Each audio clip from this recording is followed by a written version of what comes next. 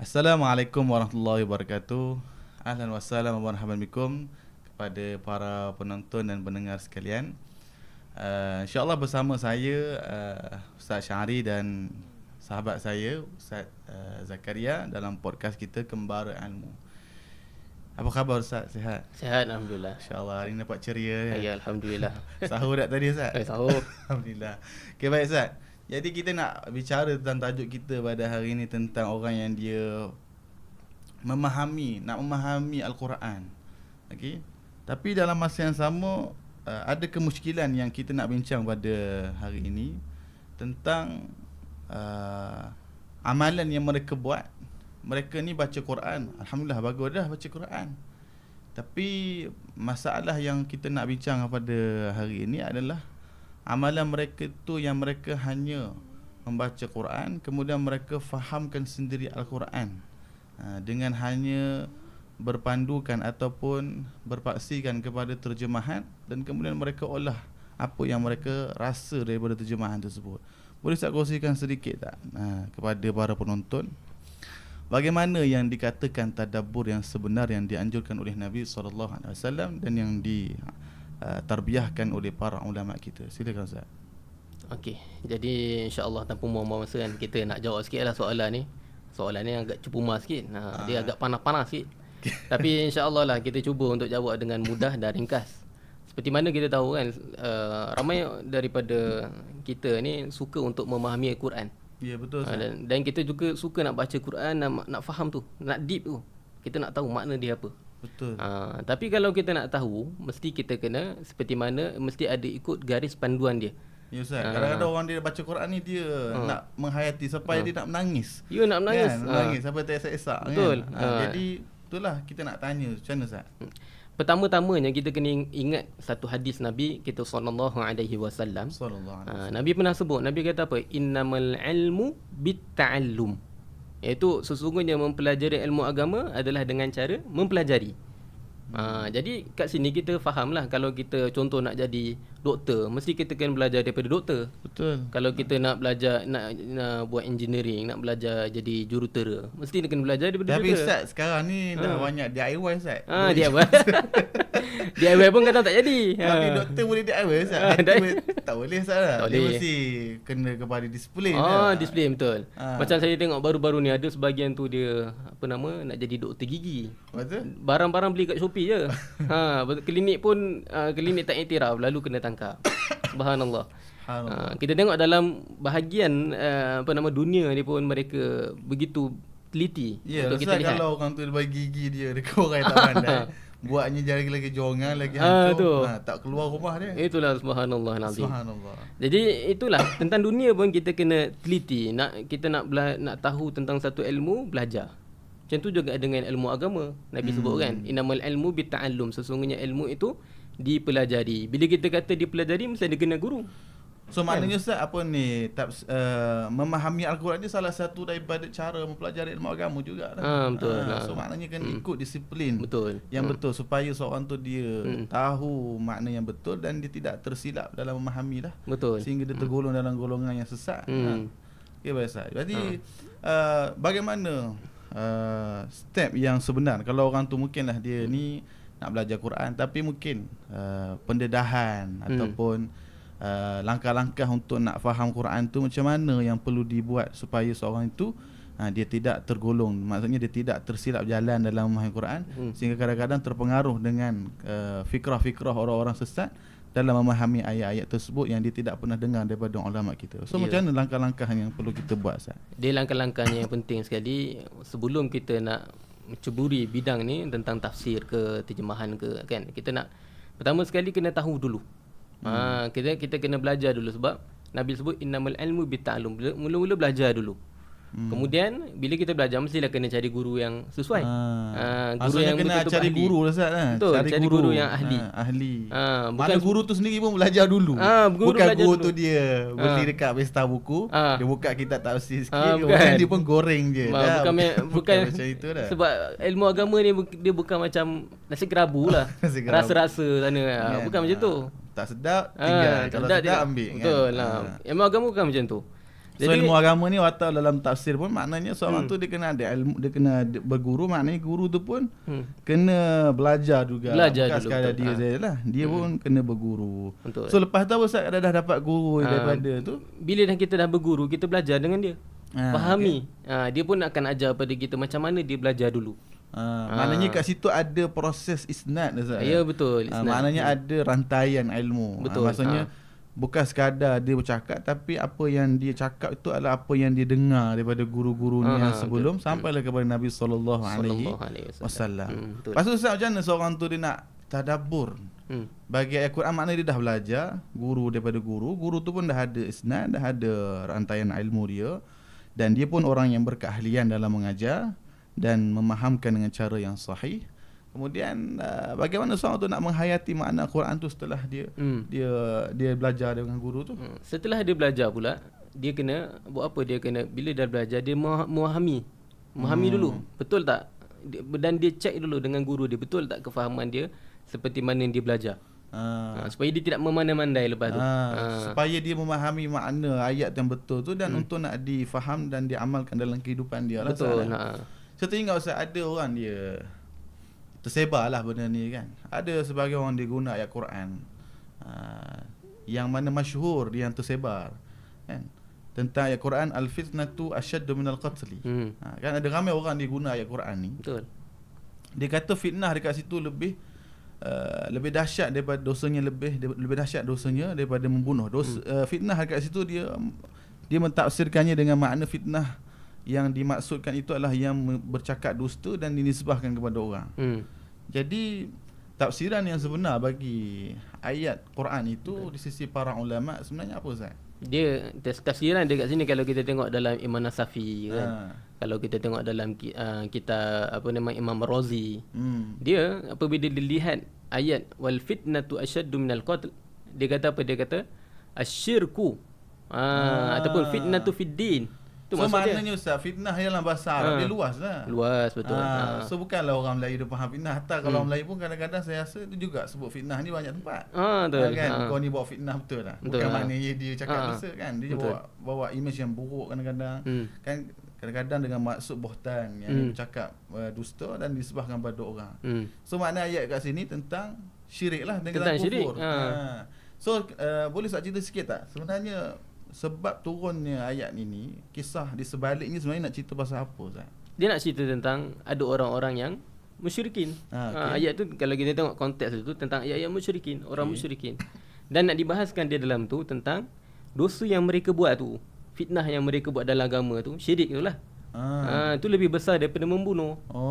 Kalau kita fikirlah ikut logik akal sekalipun kan, kita tengoklah, kita tanya pada orang. Kalaulah ada orang kata, oh fitnah ini, fitnah macam kita faham dalam bahasa Melayu, kita tanya pada dia. Kalau ada orang kata bukan-bukan tentang anak kamu, dia menisbahkan kepada anak kamu tentang sekian-sekian, lepas tu kamu boleh kata ke ini dosanya lebih besar daripada membunuh? Pasti dia kata tak boleh. Tidak. Tidak. Kalau datang polis pun kan, polis ada dua kes datang kat dia. Satu orang ni dia buat cerita palsu, kemudian dia nak bagi tahu, nak mengadu, nak report, nak saman ke apa ke kan. Seorang lagi ni dia cerita kes dia, anak dia dibunuh. Kalau tanya polis tu mana lebih berat kesalahan dari sudut jenayah pun, mesti dia akan kata yang bunuh kan? Lagi berat. Takkan dia kata yang fitnah ni lagi berat dah. Atau dari sudut jenayah pun akan dilihat, yang bunuh ni dari sudut undang-undang dunia pun akan menilai bahawasanya lebih berat daripada membunuh, daripada memfitnah yang digambarkan tersebut. Bunuh tu lagi berat. Bunuh lagi berat. Baik Ustaz, jadi kita lihat daripada sini Ustaz, memang bahaya lah Ustaz. Bila orang tu dia salah faham, sebab perkara ni perkara yang maklum yang darurah tentang dosa yang tertinggi dalam agama kita adalah kufur dan juga syirik. Betul. So bila mendakwa bahawasanya itu lebih besar, ini satu perkara yang bahaya betul. Yang boleh merosakkan iman seseorang. Baik Ustaz, nak tanya lagi, kadang-kadang ada orang dia guna ayat-ayat yang lain. Lagi-lagi ayat-ayat yang kalau kita dah kata tadi Ustaz, dia tafsir ataupun dia faham sendiri-sendiri dengan terjemahannya dan kemudian dia faham sendiri. Bagaimana kalau dia tu faham ayat Quran Allahu nurus samawati wal ard yang dia berkait dengan akidah. Betul. Jadi ada sebagai orang didakwa, saya pernah dengar Ustaz, satu ketika saya waktu tu nak beli barang lah dekat mall kan, pasaraya. Pasaraya yang dirahsiakan lah. So dalam pasaraya tu saya naik motor kan, waktu tu ada kuliah maghrib. Kan. Kemudian saya pun parking lah dekat sebelah tu kan. Beli barang sikit, ada orang datang rumah. Kemudian ada ceramah tu, dia kata Allah ni adalah cahaya. Cahaya. Kan. Dan ada sebahagiannya yang memahami itu daripada ayat tadi. Dia kata Allahu nur. Katanya Allah adalah cahaya yang menerangi langit dan bumi. So makna Ustaz, ayat Quran ni nur dekat situ. Macam mana ulama kita memahamkan ayat tersebut Ustaz? Macam tu juga dengan ayat ni lah. Ni ayat antara ayat mutasyabihat. Kalau kita tengok dalam kitab Imam Nasafi, saya selalu merujuk Imam Nasafi ni lah. Betul lah. Tak apa Ustaz. Dia apa nama, bila menyebut tentang Allahu nurus samawati wal ard, dia tak kata Allah itu adalah cahaya. Tapi dia kata Allah itu pencipta cahaya. Munir, kata munirus samawati wal ard. Ataupun sebagai ulama kata, seperti ahli tafsir yang lain kata Allahu nurus samawati wal ard, maksudnya Allah Taala memberi hidayah. Tu memberi. So maknanya kalau hidayah kat langit bumi ke ataupun penduduk? Penduduk bumi. Penduduk jelah. Maknanya kalau dekat langit tu penduduk. Langit ni malaikat lah. Langit malaikat. Dekat bumi tu manusia ni lah, jin semua. Manusia dan jin. So sebenarnya dalam bahasa Arab tu adalah nur, ada banyak makna Ustaz. Betul lah, ada banyak makna. So makna kalau kat sini kalau berkait dengan Allah Taala perlu dilihat. Maknanya apa kan? So makna kat situ nur itu boleh datang dengan makna pencipta bagi nur, pencipta bagi cahaya, ataupun pemberi hidayah, mencipta hidayah.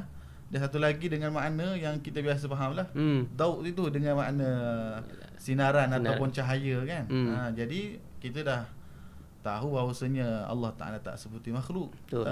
Jadi pastilah bukan dengan makna ini. Jadi Ustaz, boleh Ustaz terangkan ke tidak kesan buruk orang yang dia faham ni apa? Kalau dia salah dalam masalah akidah, dia salah dalam masalah perkara-perkara lain, lebih lagi tentang hukum hakam dalam Quran, disebabkan dia hanya sekadar terjemahan. Lah ni ada orang buat terjemahan perkata pula. Dia nak faham Quran dengan perkata. Jadi Ustaz boleh terangkan sikit apa sebenarnya, boleh ke tidak, ataupun apa yang sepatutnya dibuat kalau orang tu dia nak belajar Quran ni, apa sepatutnya yang dia perlu buat? Dia sepatutnya dalam hal tentang terjemahan ke, tafsiran ke, kita sebenarnya kalau kita tengok dalam ilmu ulum Al-Quran, mereka kata Al-Quran itu ditafsirkan maknanya. Bukan, para ulama tak sebut diterjemahkan. Yalah Ustaz. Sebabnya bimbang nanti salah faham. Betul lah. Hatta kalau kita tengok sebahagian daripada, mungkin kita tengok tafsiran pun, kalau kita tak belajar dengan secara berguru, boleh jadi kita pun salah faham. Betul. Itu tafsiran yang betul. Macam mana pula kalau kita tengok dengan terjemahan, kalau kita salah faham, lagi susah. Lagi pula orang tak pandai bahasa Arab. Betul. Dia hanya faham wahum je. Wahum je, subhanallah. Kefah luka kan.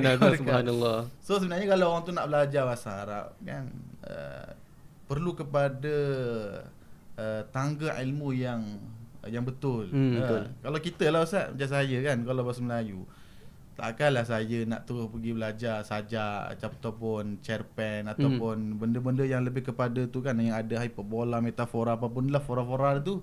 So mesti kita akan belajar sikit-sikit dulu kan. Maksudnya kalau bahasa Arab, takkan kita nak pergi Quran terus kan? Ini label Quran ni bukan label kita ni. Ini label ulama. Betul kan? Lah tu. Atau ulama fiqh pun dia bukan ulama tafsir. Kalau kitab pun dia akan sebut siapa tafsir daripada ulama ni untuk dia rujuk makna bagi ayat tersebut. Tapi ada sebagai orang dia bukan ulama pun, bukan ulama fiqh, bukan ulama ni, tapi dia mungkin alamak aku salah kan. Jadi kita tak mahulah macam ni kan. Hatta bahasa Melayu Ustaz kan, kalau kita fikir pun bahasa Melayu pun dia tidak boleh dengan terjemahan saja kan. Kalau kita nak buat perkata kan, contoh kalau bahasa Melayu Ustaz, kalau kita kata makan angin, makan api maksud apa Ustaz? Bukan masuk angin tu. Bukan maknanya dia makan angin, dia buka mulut makan angin lah. Bukan. So maknanya dia bersia-sia dan sebagainya. Mana kalau nak terjemah bahasa Inggeris, takkan nak eat air Ustaz? Betul Ustaz, kalau eat air air memang dia jadi salah lah dari sudut kefahaman itu kan. Jadi kita melihat dalam bahasa Melayu tu sendiri pun perlu kepada ilmu untuk nak memahamkannya dengan kefahaman yang sahih. Begitu juga lah dengan Quran, apatah lagi Quran ini adalah satu kitab yang luas bahasanya dan perlu kepada kita kata dalam ilmu dalam memahami supaya tidak menyalahi apa yang dibawa oleh Nabi sallallahu alaihi wasallam. Jadi kita bimbang Ustaz. Dan kemudian ada orang Ustaz, dia gunakan ayat Quran ini juga, kadang-kadang dia mentafsirkannya dan dia gunakan pada tempat yang tidak sepatutnya dengan cara kadang-kadang kita istilahkannya mengeji ataupun persendakan ayat Quran. Betul. Kan sebagai contoh, bila dia sampai kepada ayat Quran, dia baca ayat Quran, kemudian tapi sebenarnya konteksnya salah. Apa hukumnya Ustaz kalau orang dia buat macam ni? Ni haram lah. Sebab apa? Sebab ayat Quran tu kita ni selagi mana belum tahap ulama lagi. Kita nak tentukan ini ayat apa, kita tak tahu lagi. Kan? Untuk kita tahu tu mesti kita kena belajar dulu. Tahu dulu. Ada tak hadis yang melarang ataupun ayat Quran yang melarang orang yang dia tafsirkan Al-Quran ni tanpa ilmu Ustaz? Dari sudut kalau kita tengok tafsirannya tu, kita merujuk kepada ayat wala takfu ma laysa laka bihi ilm. Tengok dalam ayat tu kan Allah Taala berfirman, mafhum dia, saya sebut mafhum bukan terjemahan. Mafhum maksudnya adalah hendaklah kita ni jangan kita bercakap benda yang kita tak tahu. Selagi benda kita tak pasti jangan kita sebut. Bahaya. Maknanya seorang tu tak pernah dengar ilmu tu, tafsiran itu daripada seorang guru yang betul, yang suka amanah itu, maka dia diamkan diri daripada memahamkan ayat tersebut. Betul. Jadi daripada hadis ada Ustaz? Daripada hadis seperti mana Nabi kita sallallahu alaihi wasallam, dan ini larangan sama seperti hadis ayat yang kita sebut tadi. Iaitu Nabi kata man afta bi ghairi ilm fa alaihi la'natullahi wal malaikati wan nasi ajma'in. Kita tengok dalam ayat ini Nabi sebut mafhumnya, barang siapa yang berfatwa. Berfatwa ni maksudnya apa? Maksudnya dia berkata tentang sesuatu tapi dia main cakap je, tak tahu betul ke tidak, tak tahu. Man afta bi ghairi ilm fa alaihi la'natullahi fa alaihi la'natullah. Maknanya orang ini dia kena laknat daripada Allah dan juga manusia dan juga sekalian daripada para malaikat. Masya-Allah. Jadi ini salah satu dosa yang besar. Dosa besar betul, kelaknat ini. Laknat. Dan kalau ia bercanggah dengan akidah, itu boleh menggugurkan iman. Masya-Allah. Tuan-tuan.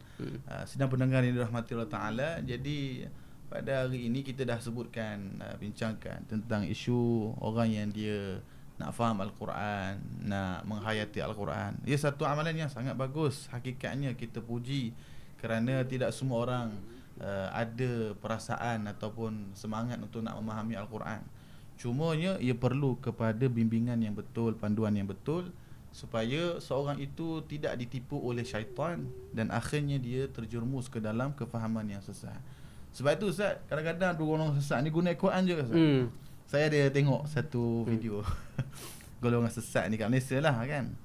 Kononnya dia dakwa dia Nabi Melayu. Kan. Lepas tu datang pegawai agama jumpa dia. Video dia ada kat YouTube, boleh tengok kan. Dia ni dia kata datanglah pegawai agama jumpa dia. Macam mana kamu dakwa kamu Nabi Melayu? Nabi dia kata ada dalam surah Yasin. Tu dia. Kan sebab apa? Sebab boleh goreng. Kan kalau tanya apa Azri Water sebab apa? Sebab boleh dek. Boleh dek. Aduh.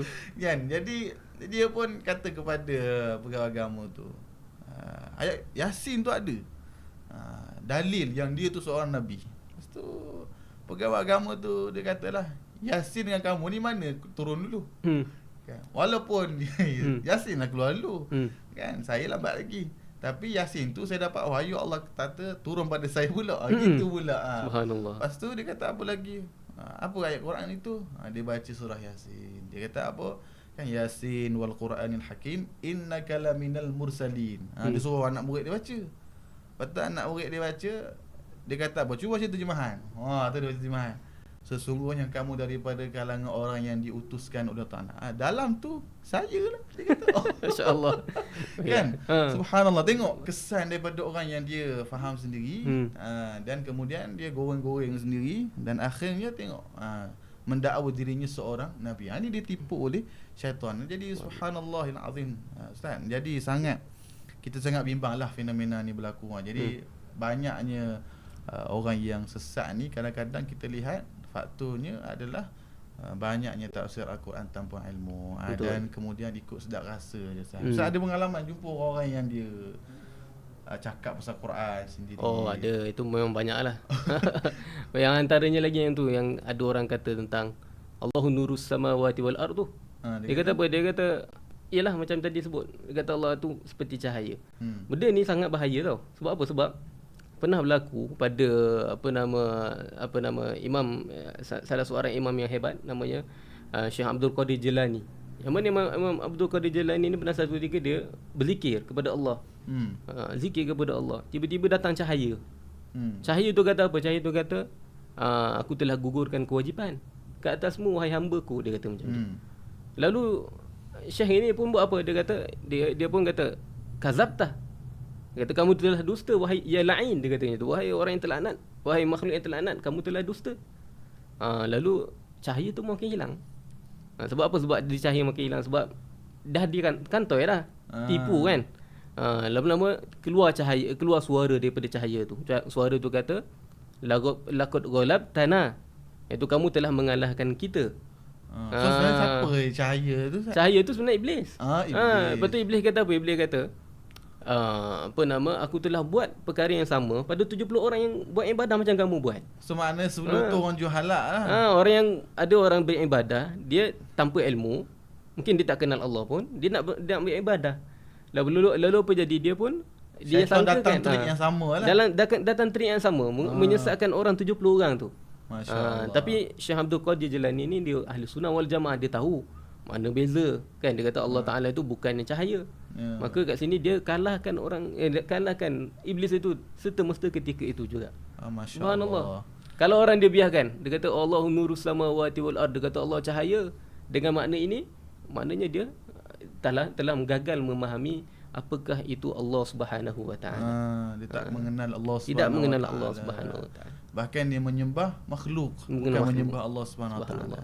Jadi masya-Allah, banyak kita melihat daripada kisah-kisah yang kita kongsikan, sidang penonton, sidang pendengar yang dirahmati Allah Taala, kesan yang buruk, yang mana kadang-kadang ia merosakkan ibadah, dan kadang-kadang ia merosakkan iman, yang mana ia perlu dijaga dan dijauhkan diri kita daripada orang-orang, daripada kefahaman-kefahaman ini yang ia menyalahi daripada apa yang telah diberi garis panduan oleh para ulama kita. Kita nak faham Al-Quran, alhamdulillah bagus, tapi kita tidak mahu fahamnya dengan cara yang bukan diajarkan oleh Rasulullah sallallahu alaihi wasallam dan juga para ulama kita. Mudah-mudahan sedikit perkongsian pada hari ini dapat memberi pencerahan dan kesedaran kepada kita semua supaya kita memahami Al-Quran setiap masa, cari ilmu tentang Al-Quran, tapi pastikan ia berdasarkan dengan cara yang sahih supaya kefahaman kita adalah seperti mana kefahaman yang dibawa oleh